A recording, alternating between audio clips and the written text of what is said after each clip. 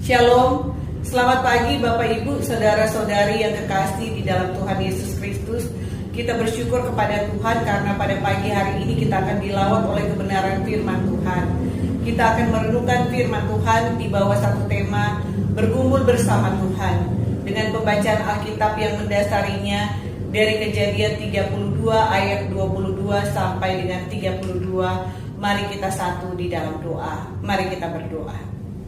Allah Bapa yang bertata di dalam kerajaan surga, terima kasih Tuhan karena pada pagi hari ini kami boleh menikmati lagi firman Tuhan. Kami mau belajar dari Yakub Tuhan bagaimana ia bergumul bersama dengan Tuhan. Dan biarlah Tuhan Kau memberkati selama perenungan firman Tuhan. Roh Kudus-Mu menguasai hati dan pikiran kami sehingga tidak ada satu firman Tuhan pun yang lalu dengan sia-sia. Tetapi biarlah firman Tuhan boleh bertumbuh subur, boleh menjadi kekuatan iman kami Tuhan, boleh menjadi suluh bagi langkah kehidupan kami, sehingga kami boleh berjalan dalam kehendak-Mu Tuhan. Berfirmanlah Engkau Tuhan dan kami semua siap untuk mendengarkan firman-Mu. Dalam nama Tuhan Yesus kami berdoa. Amin. Mari kita bersama-sama membaca firman Tuhan dari Kejadian 32 ayat 22 sampai 32. Pada malam itu Yakub bangun dan ia membawa kedua istrinya, kedua budaknya perempuan dan ke-11 anaknya, dan menyeberang di tempat penyeberangan sungai Yabok. Sesudah ia menyeberangkan mereka, ia menyeberangkan juga segala miliknya. Lalu tinggallah Yakub seorang diri, dan seorang laki-laki bergulat dengan dia sampai fajar menyingsing.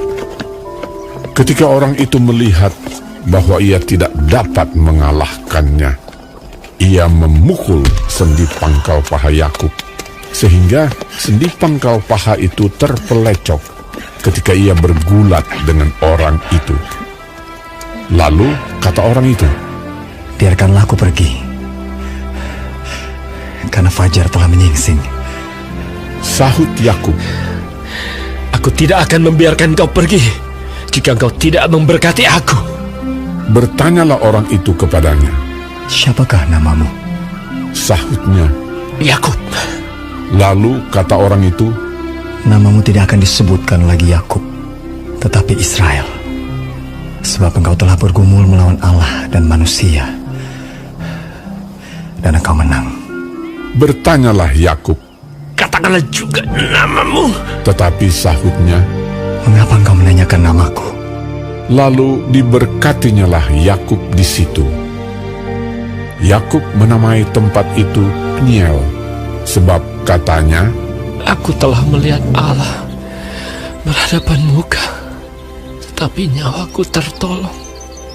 Lalu tampaklah kepadanya matahari terbit ketika ia telah melewati Peniel, dan Yakub pincang karena pangkal pahanya.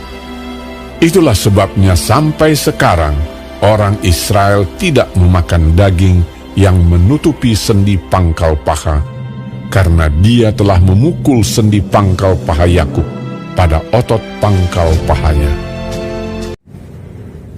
Bapak Ibu Saudara, sedemikian jauh pembacaan firman Tuhan kita pada pagi hari ini. Yang berbahagia ialah mereka yang mendengarkan firman Tuhan dan yang melakukannya di dalam kehidupan hari lepas hari. Haleluya. Bapak Ibu Saudara yang kasih di dalam Tuhan Yesus Kristus, pada pagi hari ini kita bersyukur karena kita akan dilawat lagi oleh kebenaran firman Tuhan yang akan kita renungkan bersama-sama dengan tema bergumul bersama Tuhan. Bapak Ibu Saudara, pergumulan adalah suatu hal yang sangat dekat dengan kehidupan orang percaya, yang sangat dekat dengan kehidupan seluruh umat manusia. Atau bisa dikatakan bahwa pergumulan merupakan bagian hidup yang tidak terpisahkan di dalam kehidupan manusia, termasuk kehidupan orang percaya. Manusia pasti tidak suka dengan pergumulan karena mereka akan mengalami banyak penderitaan. Allah juga tidak ingin manusia tinggal di dalam berbagai pergumulan. Karena itu Allah senantiasa memberikan jalan keluar dari setiap pergumulan dan persoalan kehidupan kita. Namun selama manusia hidup di dunia ini, manusia tidak akan pernah luput dari pergumulan. Allah tidak pernah memberikan pergumulan kepada manusia untuk menjatuhkan atau mencelakai manusia. Namun Allah mengizinkan manusia secara khusus orang percaya untuk masuk di dalam berbagai pergumulan dengan tujuan agar orang percaya menjadi kuat. Orang percaya mengalami pertolongan Tuhan, menyaksikan kuasa Allah dan bertumbuh secara rohani melalui pergumulan dan persoalan yang dialaminya. Kalau iblis berbeda sekali Bapak Ibu Saudara. Ia ingin mempergunakan kesempatan pergumulan-pergumulan manusia untuk menjatuhkan manusia, untuk menjauhkan manusia daripada Allah, untuk membuat manusia menyangkali Allah, bahkan membawa manusia kepada kebinasaan. Hari ini kita mau belajar dari satu pribadi yang istimewa di mata Tuhan, yaitu Yakub. Bagaimana Yakub bergumul bersama dengan Tuhan. Bagian yang pertama yang mau kita lihat pada pagi hari ini adalah tentang pergumulan Yakub. Yakub adalah seorang pelarian. Ia telah berseteru dengan kakaknya Esau karena ia telah mencuri hak kesulungan yang seharusnya menjadi milik kakaknya dengan cara ia menipu ayahnya. Ia sangat takut akibat perbuatannya itu. Ia sangat takut bertemu dengan Esau. Ia berpikir bahwa Esau akan membunuhnya karena hal tersebut. Memang Esau sangat marah ketika Esau tahu Yakub melakukan hal tersebut. Sekian lama Yakub lari dan tinggal serta bekerja pada pamannya Laban. Ia tinggal di sana untuk mencukupkan kebutuhan hidupnya hari lepas hari. Namun ketika ia tinggal kepada Laban, ia mendapatkan istri, ia juga mendapatkan anak-anak serta memiliki harta yang banyak karena dia memang seorang pekerja yang keras. Selama tinggal pada Laban, Yakub mengalami banyak sekali pergumulan, entah dia dicurangi ataupun diperlakukan semena-mena. Namun Yakub tetap percaya akan tuntunan Tuhan. Dan ketika ia sukses, maka pergumulannya menjadi lebih berat lagi. Karena saudara-saudara iparnya mulai mencurigai dan menjelek-jelekan Yakub kepada ayah mereka. Yakub mulai merasa tidak nyaman. Bapak Ibu Saudara, di dalam situasi ketidaknyaman inilah Allah berfirman kepadanya untuk kembali ke tempat asalnya. Di dalam Kejadian pasal 31 ayat yang ketiga, firman Tuhan berkata, "Lalu berfirmanlah Tuhan kepada Yakub, pulanglah ke negeri nenek moyangmu, dan aku akan menyertai engkau." Yakub kembali ke tempat asalnya karena ada firman Tuhan yang jelas berbicara kepadanya. Artinya bahwa meskipun Yakub jauh dari ayahnya dan ibunya, namun iman yang telah ditanamkan kepadanya saat ia masih muda, saat ia masih kecil, dipeliharanya dengan baik. Buktinya, ia bisa mendengarkan suara Tuhan yang berbicara jelas kepadanya. Ia tahu dan ia kenal dengan baik suara Tuhannya. Ia taat kepada Tuhan meskipun ia sadar bahwa ia akan menghadapi bahaya besar, yaitu bertemu dengan kakaknya Esau yang mungkin masih dendam terhadapnya. Dan itu adalah pergumulan besar baginya yang akan dihadapi Yakub dan membuatnya sangat takut untuk melakukan firman Tuhan. Namun Bapak Ibu Saudara, Yakub tetap melangkahkan kakinya karena ia percaya janji Tuhan bahwa Tuhan akan menyertainya. Apapun yang terjadi di dalam kehidupannya, jika Tuhan menyertainya, maka dia pasti akan sanggup melaluinya. Yakub melangkah bukan tanpa beban. Ia melangkah justru dengan beban yang berat, tetapi Yakub tetap melangkahkan kakinya. Bapak Ibu Saudara, mari kita lihat bagian Alkitab kita di ayat yang ke-22 sampai dengan ayat yang ke-24. Firman Tuhan berkata demikian. Pada malam itu Yakub bangun dan ia membawa kedua istrinya, kedua budaknya perempuan dan ke-11 anaknya, dan menyeberang di tempat penyeberangan sungai Yabok.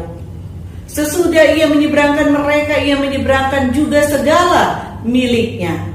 Lalu tinggallah Yakub seorang diri, dan seorang laki-laki bergulat dengan dia sampai fajar menyingsing. Di sini diceritakan bahwa sesudah Yakub menyeberangkan semua orang yang bersama dengannya dan seluruh harta miliknya, maka tinggallah Yakub seorang diri. Dan ketika ia seorang diri, maka dikatakan bahwa ada seorang laki-laki yang bergulat dengannya hingga fajar menyingsing. Bapak ibu saudara, ketika Yakub berada di dalam pergumulan yang sangat berat, maka Allah menyatakan diri kepadanya, bahkan dikatakan bergulat dengannya semalam-malaman. Apa maksudnya Bapak ibu saudara? Sebelum kita membahas hal ini lebih jauh, maka saya ingin kita bersama-sama menonton tayangan berikut ini. Ini Tadi yang harus diketahui oleh masyarakat pemain ya. itu yang paling utama. Iya, bukannya tidak mau bermain lagi Iya. meskipun 2 poin. Oh, lihat. Oh, Tegang sekali. Saya bisa memahami kalau Pak, itu lagi sakit, Pak. Dia mau menyelesaikan. Dia mau menyelesaikan yang sudah dia mulai. Ya. Out. dari Tuhan. Saya nggak tahu lagi harus bilang apa. When you never give up, miracles happen. Doa kita untuk Ginting. Ayo Ginting. oh my God. Baik Ginting.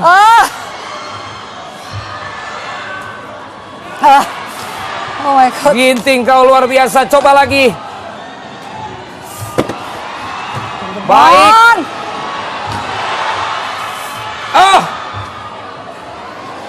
Ini sungguh luar biasa, kita lihat. Sudah tak berdaya lagi kakinya. Ya, Sudah tak berdaya lagi, tapi dia terus mencoba. Melangkah. Dia terus mencoba. Iya, mau bilang apa? Tidak mungkin melangkah, saya pikir. Dia terus iya. mencoba. Dan mencoba. Ya. Dan dia tidak lagi sanggup melanjutkan pertandingan malam hari ini. Iya, Pak. Bapak ibu saudara yang kekasih di dalam Tuhan Yesus Kristus, seorang olahragawan menjadi seorang atlet yang kuat di bidangnya, yang kuat di cabangnya. Jika ia memiliki guru atau pelatih serta sparring partner yang seimbang, bahkan jika memungkinkan lebih jago dan pengalaman dari dia, sehingga ia bisa belajar bagaimana teknik untuk menang atas lawan tandingnya. Dalam hal trik, kelicikan, dan tipuan, Yakub adalah ahlinya. Yakub adalah orang yang cerdik, tetapi kadang-kadang dia juga berlaku licik. Namun bicara adu otot, kekuatan, dan kekerasan, bukankah kita melihat, kita membaca di dalam Alkitab kita, seringkali Yakub menghindar bahkan melarikan diri. Ketika dia tahu Esau marah kepadanya, dan dia tahu Esau akan adu otot kepadanya, maka dia lari, dia menghindar dari Esau. Bapak ibu saudara, Allah tahu kekurangan dan kelemahan Yakub. Karena itu Allah bergulat dengannya.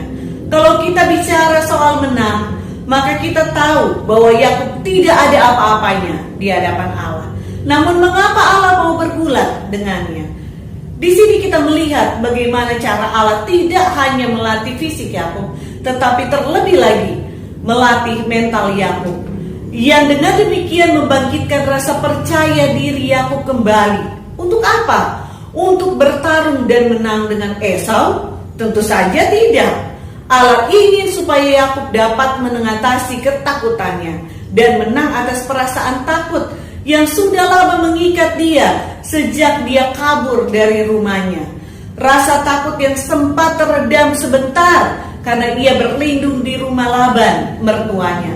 Namun sekarang ia tetap harus menghadapi kenyataan bahwa rasa takut harus diselesaikan dengan suatu rekonsiliasi. Allah tidak menghendaki Yakub hanya menjadi pekerja Laban yang sukses. Allah menghendaki Yakub bisa mandiri dengan kesuksesannya. Namun sebelumnya ia harus menyelesaikan pergumulan batinnya yang mengekang dirinya di dalam ketakutan, yaitu dengan berdamai dengan Esau, saudaranya. Untuk apa jadi orang kaya dan sukses namun batinnya terpenjara oleh masa lalu yang belum diselesaikannya?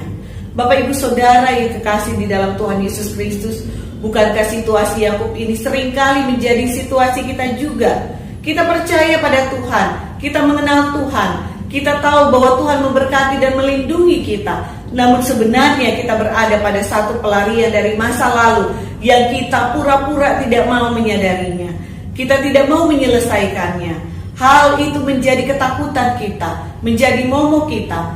Tetapi kita masih bisa bersembunyi melalui ibadah kita, pelayanan kita, kebaikan kita, kesuksesan kita secara materi, atau apapun persembunyian kita. Namun ada situasi-situasi tertentu yang sedikit Allah kacaukan dan Allah mulai mengait-ngaitkan masa lalu kita ke permukaan.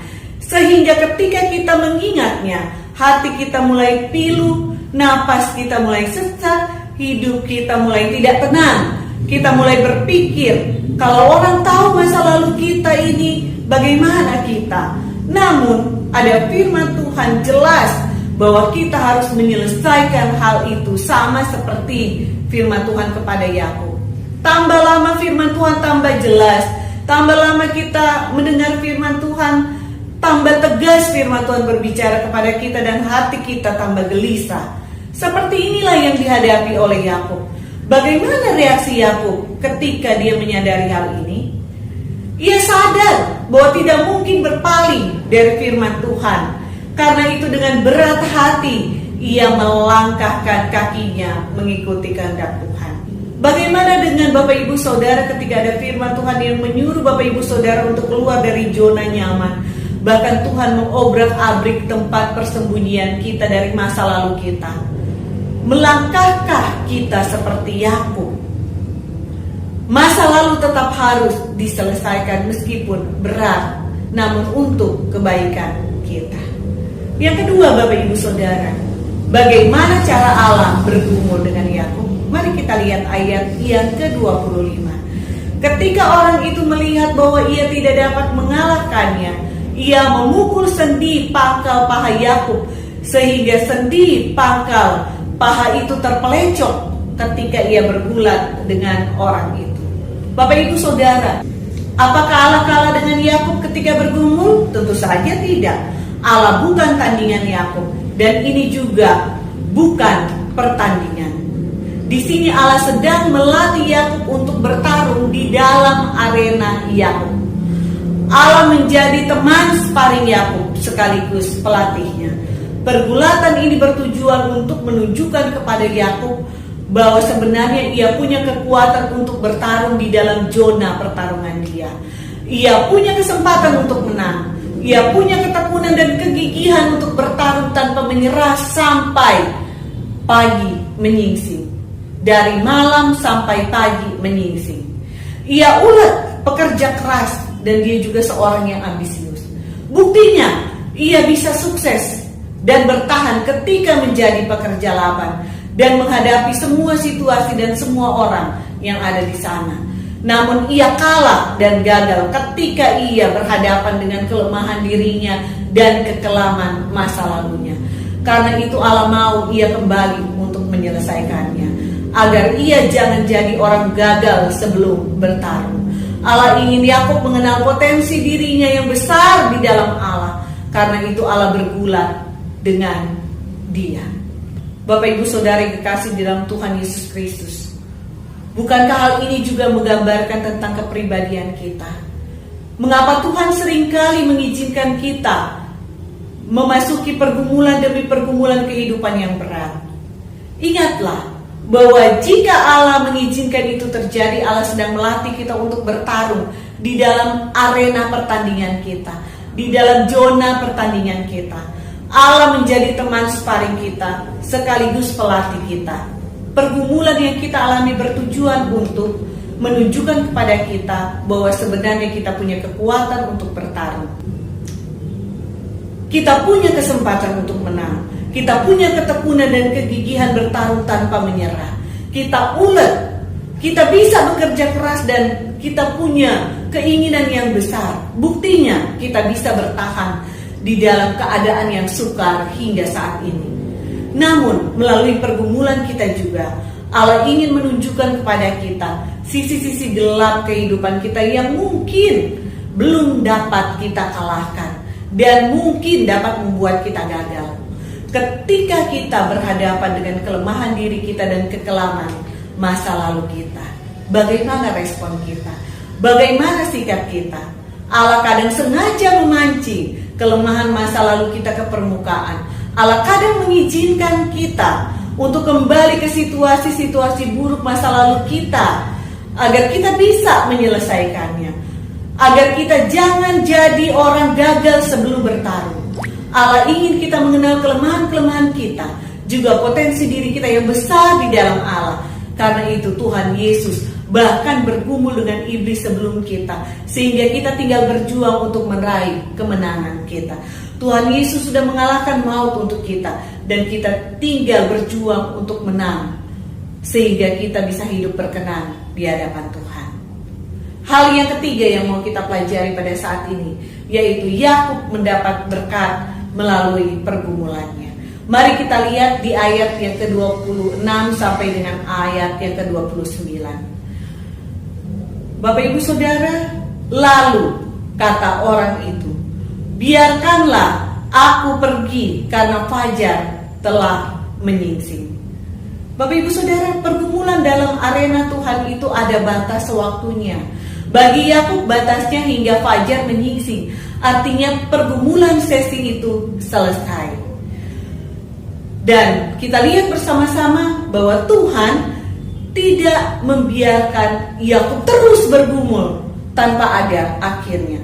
Pergumulan Yakub dengan Allah ada akhirnya dan berakhir dengan berkat Allah. Bapak Ibu Saudara, Tuhan tidak akan membiarkan kita bergumul terus tanpa ada akhirnya. Ingat bahwa semua pergumulan yang diizinkan Tuhan bagi kita ada akhirnya. Di setiap sesi pergumulan kita pasti ada akhirnya. Dan kita lihat selanjutnya di ayat yang ke-26, yaitu sahut Yakub, aku tidak akan membiarkan engkau pergi jika engkau tidak memberkati aku. Yakub berjuang keras di dalam pergumulannya dengan Tuhan untuk terus bertahan dan menang di dalam pergumulan tersebut. Dan Yakub tahu dengan jelas bahwa suatu keuletan pergumulannya dengan Tuhan harus berakhir dengan berkat. Karena itu ia dengan berani berkata, aku tidak akan membiarkan engkau pergi tanpa memberkati aku. Bapak Ibu Saudara yang kekasih di dalam Tuhan Yesus Kristus, seperti firman Tuhan saat ini, bahwa pergumulan kita akan ada akhirnya. Yang perlu dipastikan Bapak Ibu Saudara, bahwa semua pergumulan itu akan diakhiri dengan berkat Tuhan. Kalau Tuhan mengizinkan kita masuk di dalam masa-masa pandemi ini, di dalam pergumulan-pergumulan ini, dan semua kesulitan yang menyertainya, Tuhan pasti punya maksud bagi kehidupan kita. Dan pastikan bahwa kita tetap mendapatkan berkat-berkat Tuhan di akhir semua pergumulan yang kita alami di dalam kehidupan kita.